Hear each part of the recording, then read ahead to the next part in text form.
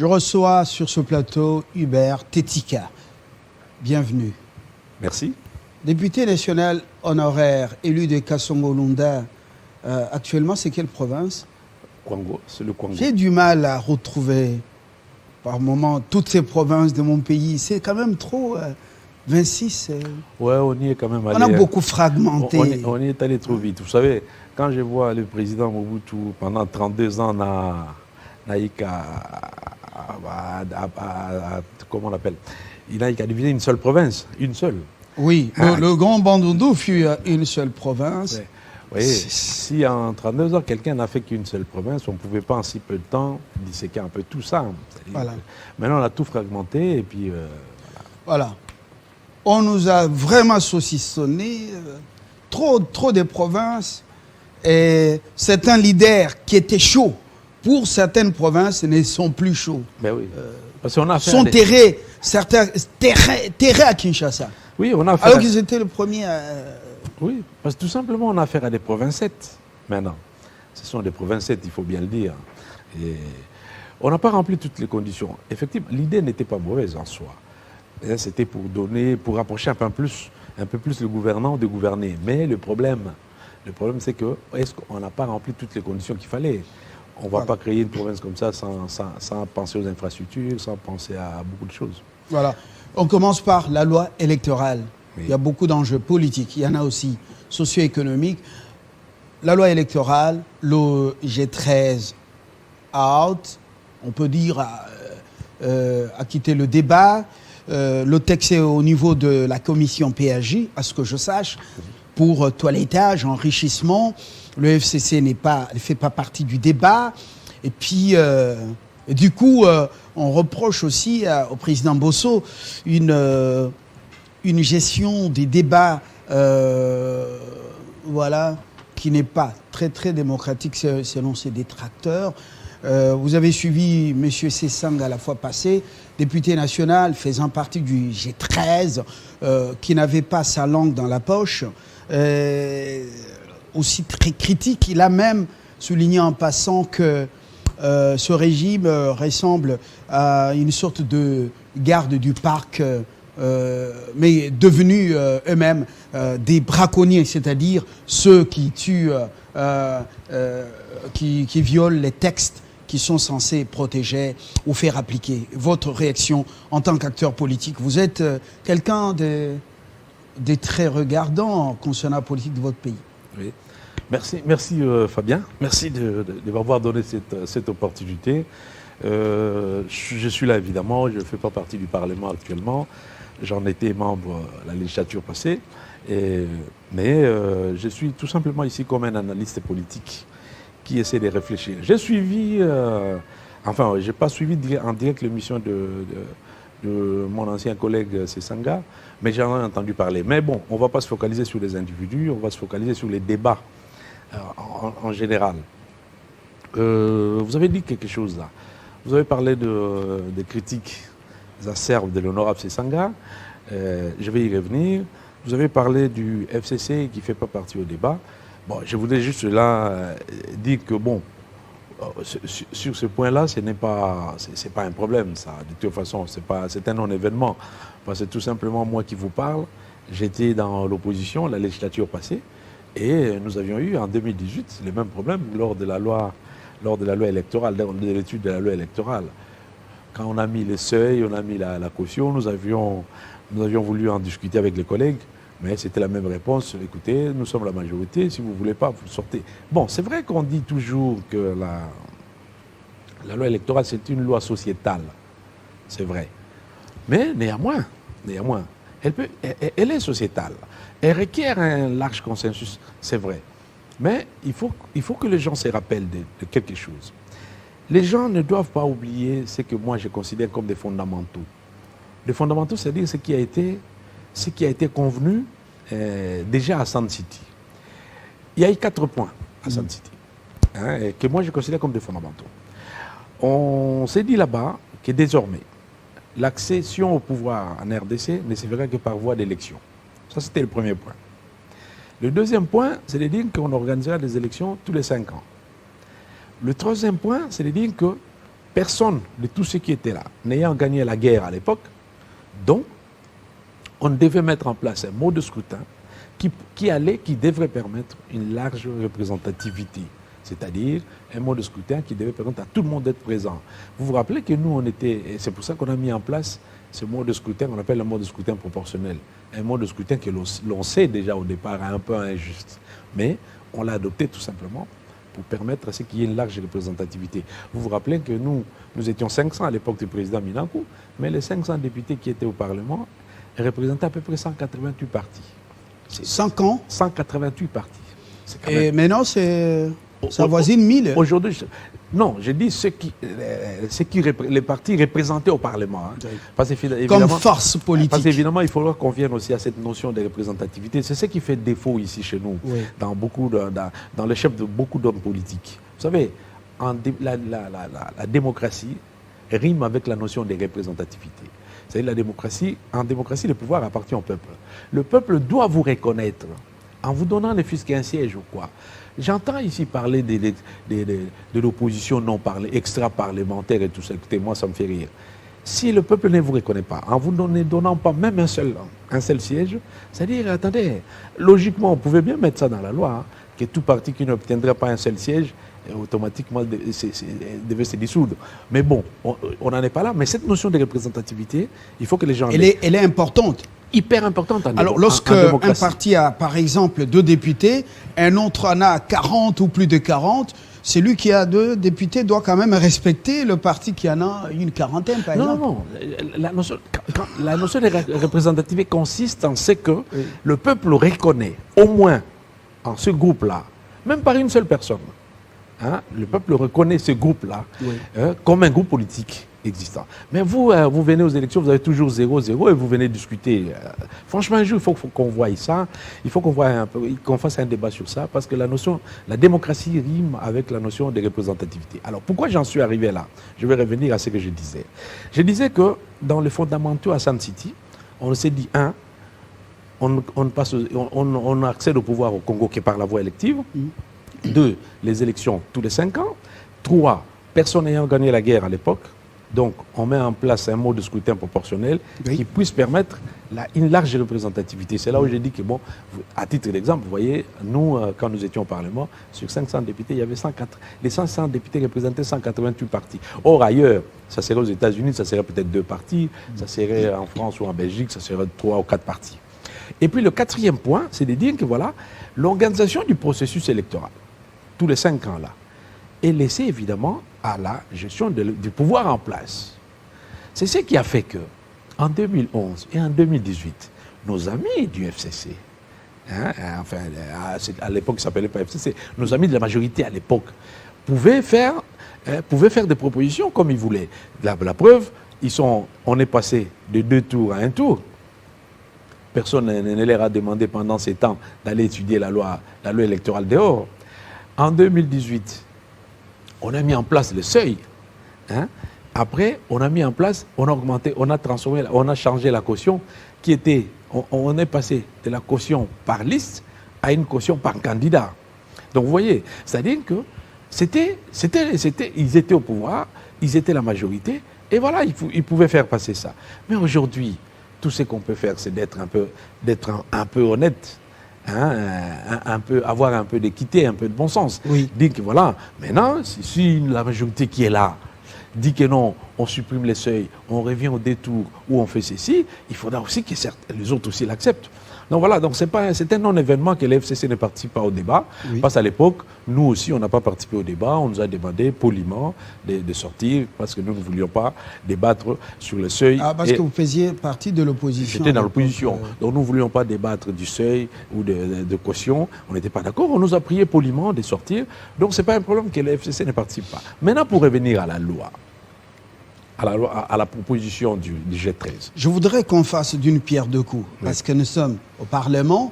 L'actualité la plus fraîche, c'est le congrès post-posé, qui était prévu aujourd'hui, annoncé depuis la semaine passée pour aujourd'hui. Après la réunion de 2 chambres, de deux bureaux de 2 chambres du Parlement. OK, sur demande du président de la République, le congrès annoncé pour lundi. Nous sommes lundi, le 23, à ce que je sache. 23 ? Oui. Oui. Alors, mais nous sommes lundi, il n'y a pas congrès. Et lorsqu'on interroge, vous êtes un député national honoraire. Oui.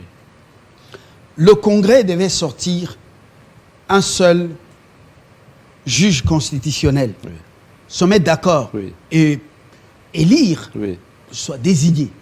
Le Sénat a fait la première démarche parce que le Parlement n'est pas seul l'Assemblée nationale. Bokona est encore un juge en fonction à la Cour constitutionnelle. Il est issu de l'Assemblée nationale, donc du Parlement.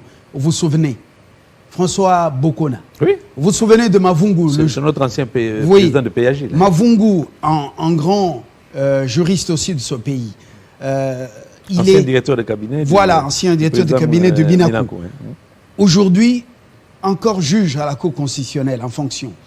Il n'y a que Mungulu qui est décédé, qui était issu du Sénat. Alors, maintenant, comme le poste est vacant, il faut que le Sénat propose aussi son candidat. Et vous connaissez le sénateur qui a été proposé. La plénière a donc décidé et la lettre envoyée à M. Mbosso. Mais voilà.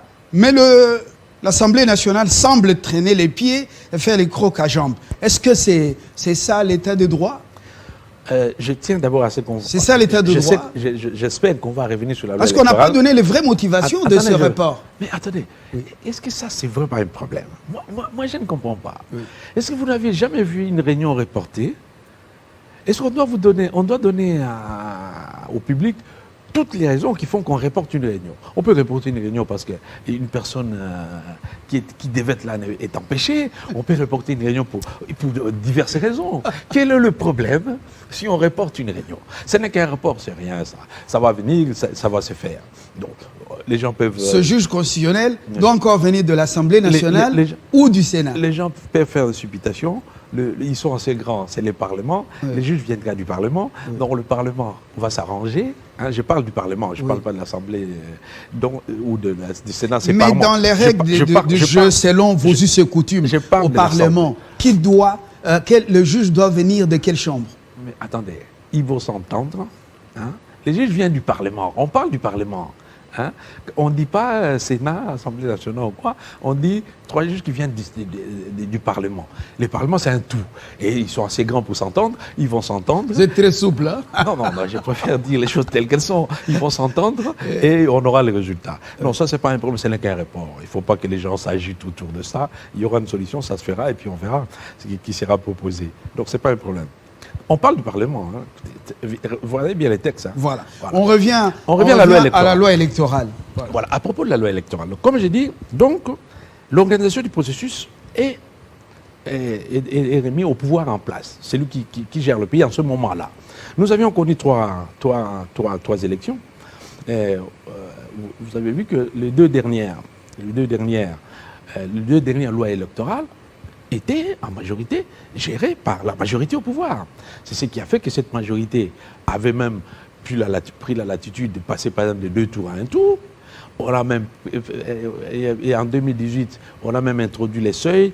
On est passé de la caution par liste à caution par candidat. Donc c'était normal, c'était la majorité. Mais donc aujourd'hui, on est au stade des réformes voilà, quand même. Aujourd'hui, il ne faut pas oublier qu'on est au stade de la refonte. Attendez, la réforme, elle est évolutive, elle revient à tout moment. Mais il est incompréhensible qu'aujourd'hui, parce que les amis ne sont pas maintenant majorité, qui disent non, maintenant il faut que la loi électorale nous suive dans la rue. C'est impossible. Et j'entends certains partis qui n'ont même pas de députés, j'ai parlé de notion de représentativité aujourd'hui, j'entends d'un certain dissoc ou quelque chose comme ça, qui va réclamer, Attendez, cette histoire d'extra-parlementaire, il faudra qu'on en parle un jour. Il faut que ça cesse dans ces pays. La démocratie rime avec la notion de représentativité. Pour un processus apaisé, vous pensez qu'il faut oublier... Mais pourquoi parle-t-on toujours d'absence? Il faut faire abstraction de ce que les autres réclament, consensus et autres, il faut seulement avancer. Mais attendez, en 2018... Pour quel débouché? D'accord. En 2018, nous étions de l'opposition. Nous avions demandé que non, non, chers amis, venez qu'on revoie cette histoire des seuils, qu'on revoie cette histoire des cautions. On nous a dit non, nous sommes majorité et la loi c'est celle-là. Il faut accepter, quand vous acceptez la démocratie, hein, il faut accepter que la démocratie c'est la loi de la majorité. La majorité à l'époque a décidé qu'il fallait maintenir le seuil, il fallait passer la caution par liste, de la liste à l'individu. Et ça a été fait. Mais aujourd'hui, que les amis souffrent aussi d'accepter que cette majorité actuelle puisse orienter les choses telles qu'elle entend. C'est la majorité, on parle de la majorité. Donc on ne peut pas faire deux poids, deux mesures, dire que pourquoi avant on pouvait accepter et que maintenant on n'accepte pas qu'on doit suivre, que la loi électorale doit sortir hors institution. Non, ça, il est hors de question que ça sorte. Maintenant, pour venir par rapport aux propositions du G13, moi, j'ai beaucoup admiré le travail que les amis ont fait, parce que quand vous avez des gens qui proposent des choses comme ça, c'est-à-dire que ce sont des patriotes, ce sont des gens qui prennent le temps de réfléchir pour leur pays et faire des propositions pour que ça aille dans le bon sens. Mais, quand on fait des propositions, il ne faut pas croire que parce que moi je propose, c'est-à-dire on est obligé d'accepter tout ce que j'ai proposé. À ce que je sache, non. C'est-à-dire que je propose, les gens étudient et ils voient ce qu'ils prennent dans ces propositions. Si nous passons proposition par proposition, après avoir été d'accord sur le fait que, la loi électorale ne peut jamais sortir des institutions, elle doit être étudiée au sein des institutions. Maintenant, si nous prenons, il y a certains points qui ont été acceptés. J'ai un exemplaire de la proposition du G13 ici, la loi électorale actuelle. Quand je vois, on parle de suppression le point qu'ils ont proposé. Suppression du seuil électoral et son remplacement par une condition de recevabilité des listes au prorata, donc de 60% des sièges en compétition. C'est eux qui ont proposé. Et apparemment, la majorité actuelle l'a accepté. C'est une des propositions qui a été acceptée. Quoique, il y a à dire là-dessus. On supprime les seuils. Oui. Mais le seuil servait à quoi? Sur 18 propositions faites par le G13, il semble que c'est seulement 4 qui ont été prises en compte. Mais vous aurez voulu que ça soit quoi aujourd'hui? Quel était Il n'y a pas un nombre qu'on accepte. On pouvait accepter 17, tout comme on pouvait accepter une seule. Donc c'est rien ça. Quand vous faites des propositions, les propositions sont soumises au débat. Vous êtes 13 à débattre, mais après il y a 500 personnes à décider. C'est-à-dire si... le G13, bon, pour ne parler que de Sisanga, tarabuste au pouvoir actuel, à travers le Parlement, et surtout l'Assemblée nationale, de pouvoir planter un décor de la tricherie, entre guillemets. Mais attendez, vous savez, on parlera toujours de la tricherie. C'est ça le problème chez nous. Chez nous, quand quelqu'un n'est pas dedans, automatiquement, il ne reconnaît pas. Ça a toujours été ça. Mais néanmoins, on doit laisser les pays continuer à être gouvernés. Les pays continuent à exister, à aller de l'avant. Ça sera toujours ça. Fabien Lumbala, on vous met aujourd'hui président de la République. D'autres viendront dire non, non, pas lui. On change. Celui qui viendra, certains d'autres viendront dire que non, pas celui-là. Malheureusement, c'est ça chez nous. Donc, mais on ne peut pas faire ça. Quand on a le sens de la République, on s'est dit, voilà, on avance. Mais en tenant compte vraiment de ce que dit la majorité. Et la majorité en démocratie, c'est cette majorité qui est représentée au Parlement. Il n'y a pas d'extra-parlementaire, il n'y a rien. Vous êtes 13 à décider, à proposer. C'est bien beau. Mais il y a 500 à décider. Soyez d'accord que si les autres ne sont pas d'accord avec vous, essayez de discuter avec eux, défendez-vous. Au lieu de dire que non, nous avions proposé, ils refusent. Moi, je prends certaines propositions. J'ai dit par exemple ici, l'abandon de la proportionnelle et l'adoption du scrutin majoritaire simple. Vous savez, d'où vient la proportionnelle? La proportionnelle, comme je disais, elle est venue de Sun City. C'était un accord. Parce qu'on se disait, les pays étaient disloqués, les gens venaient de toutes parts, il y avait la guerre, donc le pays était divisé. Maintenant, il fallait remettre tout le monde d'accord, tout le monde ensemble. Comme il fallait remettre tout le monde ensemble, il fallait éviter que certains ne se retrouvent pas. Donc, au pouvoir. Donc, voilà pourquoi on a dit, mettez en place un mode de scrutin qui puisse mettre tout le monde d'accord, parce que nous étions un pays post-conflit. C'est-à-dire, voilà pourquoi on a mis la proportionnelle. C'est bien, bon, logiquement, un jour on finira par la majorité simple. C'est vrai. Mais le problème, c'est que pour aller vers la majorité simple, maintenant, il faut revenir sur la table de négociation. Le seul point qui pourrait ramener les gens vers la table de négociation, c'est celui-là. Mais on ne s'est pas préparé pour. Donc ça requiert des négociations déjà à l'avance pour dire que voilà, après 3 cycles électoraux ou 4 cycles électoraux, nous ne pouvons plus dire que nous sommes un pays post-conflit. Voilà, c'était ça. Mais donc, on ne pouvait pas accepter cette proposition-là. L'organisation des élections de gouverneurs au second degré par un système de parrainage. Un système que même certains membres de ce groupe n'avaient pas dit, ne pouvaient pas, n'expliquaient pas. Je ne sais pas si vous comprenez quelque chose dans cette histoire de parrainage. Vous savez, c'est tellement flou. Et les parrainages, on ne peut pas dire à l'avance. C'est une partie de ce que beaucoup ont compris de ces parrainages. On ne peut pas dire à l'avance que quand il y aura élection, moi, je vais parrainer tel, je vais voter pour tel. Ça peut faire lieu de pression. Mais sur ce point, je peux aussi dire, moi, quelque chose que je ne comprends pas. Je me rappelle, moi, que le chef de l'État a dénoncé ces bondes d'élection, publiquement. Vous savez, généralement, quand un chef d'État dénonce quelque chose publiquement comme ça, hein, ça vaut quelque part instruction pour le sien, c'est-à-dire pour ceux qui sont au gouvernement, et surtout pour sa majorité au Parlement. Donc, je ne peux pas comprendre aujourd'hui, et là, sur ces plans-là, que la même majorité reprenne ces mêmes modes d'élection qu'il y a eu. Donc là, il y a un problème. La preuve, on vient de faire une élection il y a une semaine ou 10 jours. Mais vous remarquez que déjà, on vient d'annuler l'élection à la Tchopo. Il y a un recours en annulation, j'ai appris au Congo central, un recours en annulation, je pense au Maniema, et j'ai entendu même au Maïndombe. Donc vous voyez, c'est-à-dire que ce mode-là ne continuera qu'à poser problème. Alors, quelle est la solution? Pas de parrainage, ça c'est un modèle flou, on ne peut pas aller là-bas. On ne peut pas élire le gouverneur au suffrage universel direct, parce que c'est impossible. Si ils auront une légitimité qui va aller au-delà de leur simple double représentation, hein, parce que les gouverneurs représentent à la fois le pouvoir local et le pouvoir central. Donc, il aura une légitimité parce qu'il y a le principe de parallélisme de forme. Celui qui nomme, c'est celui qui révoque, celui qui crée, c'est celui qui dissout. Donc, si c'est le peuple qui va élire le gouverneur, donc, il n'y a que ce peuple-là qui peut le faire partir. À quoi servira alors l'Assemblée provinciale? Et on mettrait une croix sur la décentralisation. Donc maintenant, qu'est-ce qui pose encore problème? Maintenant, la question on devait se poser une question simple. Pourquoi ces modes d'élection de gouverneurs et de sénateurs ne marchaient pas? C'est tout simplement par rapport au caractère secret de ces votes. Vous savez, au Parlement, il y a 3 types de votes. Il y a le vote à main levée, donc le vote simple, pour les questions simples, les questions de procédure et tout ça. Il y a le vote nominal, pour les lois et tout ça, pour que vous ne veniez pas nier demain que vous n'aviez pas voté. Et puis il y a le vote secret quand il s'agit de statuer sur le sort d'un individu ou d'un groupe. À l'issue d'un contrôle parlementaire. Ou d'un groupe d'individus. Oui. Hein, pour statuer sur le sort d'un individu, on amène, il faut défenestrer, excusez-moi les termes, il faut faire partir Lumbala, Fabien, qui est ministre des Mines. Bon. Écoutez, je suis là, je sais que Fabien a mal... Alors, pour le moment, c'est Mme Samba qui est ministre des Mines, c'est pas Lumbala. Bon, donc, une précision détail. Hein. Voilà. Donc, j'ai dit, mais Fabien, non, là, il a mal agi. C'est un ami, mais il a mal agi. Au nom de la patrie, je ne vais pas voter pour lui, je vais voter pour son départ. Mais tu sais qu'on est amis. Donc, tu ne vas pas accepter ça si je fais ça ouvertement.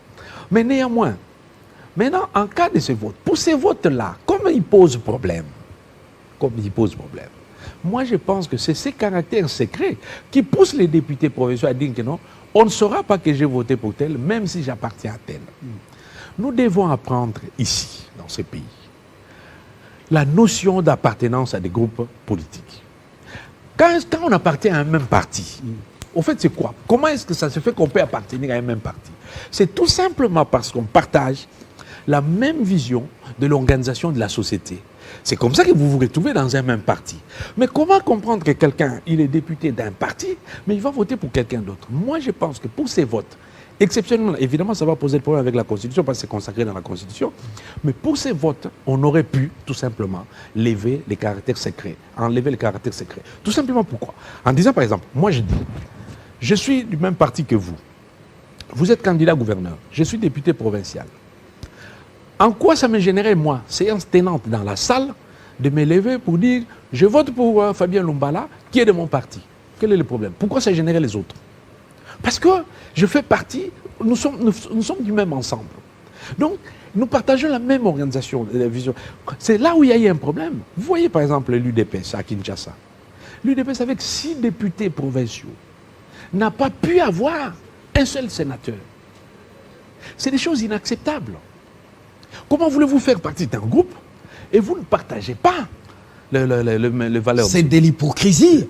C'est ça l'inconstance, s'il vous plaît, la musique, nous parlons de choses sérieuses. L'inconstance politique, la versatilité, je crois que ça ne fait pas, ça ne donne pas du crédit aux politiques. Vous êtes en train d'habiller ça. C'est de l'escroquerie politique. De l'escroquerie politique. Vous ne venez pas faire partie d'un groupe. Mais vous ne jouez pas le jeu du groupe. Et vous ne jouez pas les jeux du groupe. C'est pour ça que moi j'ai dit, beaucoup de gens tombent en politique comme ça par pur hasard. Parce que vous arrivez dans un groupe, quand vous faites partie d'un ensemble. Ah, là, je suis de l'ANC, il est de l'ANC. Ça veut dire que ce monsieur-là et moi, nous partageons la même vision de l'organisation de la société. C'est-à-dire pour nous, la société doit être dirigée de telle façon. Donc voilà. Donc sur cette élection-là des sénateurs et de gouverneurs, c'est très simple. Qu'on lève tout simplement les caractères secrets de ces votes-là. Que chaque vous verrez, un député ne peut pas aller bouffer de l'argent ailleurs. Que chacun s'affiche. Voilà. Il y a un autre point important. Vraiment, il y a un autre point important. Oui, on termine par là. Le point le plus important, c'est cette histoire de suppléants. Vous savez, c'est pas sérieux de cette histoire des suppléants pères, femmes, filles, enfants, tout ce que vous voulez. Ce n'est pas normal. Nous devons nous rappeler d'une chose. Le mode de scrutin que nous proposons, nous appliquons, c'est le mode de scrutin proportionnel. Dans le mode de scrutin proportionnel, ce sont les partis politiques qui présentent les candidats par liste. Donc ça veut dire qu'on fait la sommation de voix de la liste pour l'éligibilité au siège. Donc, celui qui est élu député, si vous êtes dans une circonscription de 3 ou 4, ça veut dire qu'il est le produit de la sommation de voix de tous les 4 candidats. On est d'accord? Et lui, il est député. Quoi de plus normal que si ces députés-là quittent, qu'on prenne le deuxième de la liste, qui deviennent lui les suppléants, qui prennent la place. Parce que lui aussi a participé à il a apporté de ses voix dans cette histoire-là. Ça motiverait les gens dans le parti, parce que les gens dans le parti finalement se découragent en se disant on peut se battre pour lui et après il mettra sa femme ou ses enfants. Donc voilà. Et voilà.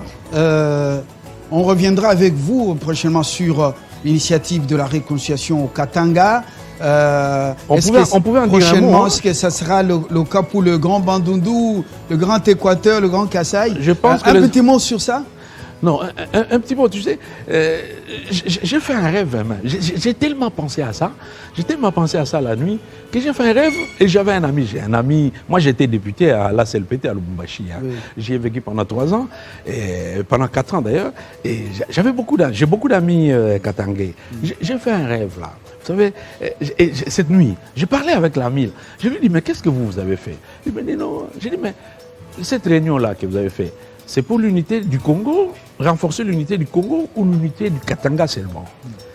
J'ai vu qu'il avait un peu du mal à me répondre. Je lui ai dit, mais attendez, il ne faut pas tromper les générations qui viennent. Il ne faut pas leur donner l'impression que non, nous faisons ça parce que nous sommes ici, ou nous avons ceci ou cela. Vous savez, il y a des gens qui n'ont pas de cobalt, qui n'ont pas de cuivre, qui ont d'autres choses, mais qui vivent. Donc, il ne faut pas tromper. Et si réellement on pouvait ne compter que sur les richesses, on ne pouvait pas avoir un budget tel qu'on a. Comme je me suis réveillé le matin, malheureusement, pas malheureusement, et je me suis retrouvé devant notre constitution. En ouvrant la constitution, je tombe sur la page où on dit que le Congo est un et indivisible. Donc je me dis, mais tiens, cette constitution, moi je l'ai votée pendant que j'étais à Lubumbashi. C'était en décembre 2005, je crois, quand il y avait un référendum sur la constitution. J'ai voté, moi, à Lubumbashi même. Cette constitution a été votée par plus de 85% des Congolais. Et la constitution est claire. La constitution est très claire. Le Congo est indivisible. J'espère. Je ne dis pas qu'ils ont des velléités sécessionnistes. Je n'ose même pas y penser. Mais quand j'ai entendu parler, il semblerait, ça je n'ai pas suivi, mais quelqu'un m'a dit qu'on aurait même parlé de les Katanga refuser les flux migratoires. J'ai dit, ah bon? Les Katanga s'apprêtent déjà à ne plus accueillir les Somaliens qui viendront du Rwanda, qui viendront de l'Angleterre en passant par le Rwanda. Ou on parle des Congolais. Si on parle des Congolais, ce n'est pas normal parce que la même constitution dit tout Congolais peut s'implanter dans n'importe quel coin de la République. Heureusement que vous avez dit ce que vous avez entendu. On va revisiter le communiqué final ou les Voilà, on va résolutions. recommuniquer. Ah, c'est au conditionnel. Hein. Hubert Tetika, je vous remercie. Mais je vous aurai sur... vous êtes très proche de Moutinga, le ministre Moutinga, des Exactement. Affaires sociales, Oui. Affaires humanitaires. Oui. Et quoi encore? C'est trois. Et solidarité nationale. Voilà. Hein. Voilà. Mais on l'accuse de pouvoir déguerpir une grande école de formation professionnelle en Galiema pour attribuer les terrains aux étrangers qui construisent un supermarché. Encore, Non, il faut faux. vérifier si réellement ces supermarchés nous vendent des produits viables ou des produits avariés ou des produits chimiques. Non, non. Alors, une école de formation professionnelle qu'on savez- va déguerpir bientôt pour mettre les étrangers afin qu'ils construisent un supermarché. Est-ce que c'est normal? Vous savez, Hein? vous me l'apprenez et vous apprenez ça à qui? À moi, qui suis directeur de cabinet des écoles. Ah, mais c'est une provocation pour me dire, Donc, est-ce que c'est vrai ou faux? C'est faux. Je C'est vous dis, faux. Amenez-nous ces gens-là, je vais vous laisser ma Alors, carte. j'ai des documents, comment amener ici? Voilà, je vais qu'on vous nous les amène donner. les documents. Oui. Je vais vous donner ma carte, que ces gens-là viennent me suivre au bureau Alors, et nous allons en discuter. ils Par sont contre, là, ils je vont crus nous- que, je Ouais. crus que vous alliez parler de l'agence de gestion de fonds humanitaires, une agence créée par le président et le premier ministre Tchibala en 2018. On reviendra Que pour, le Premier ministre pour en Sama parler. Lukonde a supprimé en novembre 2021. Oui. Donc je penserais que c'est de ça que vous voulez parler. J'allais donner une explication aux compatriotes qui semblent ne pas très bien comprendre Alors, les choses. peut-être demain, on peut y revenir. Il n'y a pas de problème. Pour Non, aujourd'hui, je vous remercie. volontiers. C'est moi qui vous Alors, remercie. bon retour au Mais bureau. j'aimerais bien recevoir les gens de l'école. là. Voilà. Dans quelques instants, Voilà. c'est la suite. Mais sachez, il y a la Minute Info en langue nationale. Et notre partenaire Canal+, Rebecca Matoko, sera également avec nous pour parler des innovations au niveau de Canal+. 30 ans déjà en Afrique. C'est un partenaire incontournable. Grâce à lui, nous sommes au-delà de nos frontières. Même à New York, dans les quartiers comme Brooklyn, Bronx, les Congolais nous suivent grâce à un décodeur. Voilà.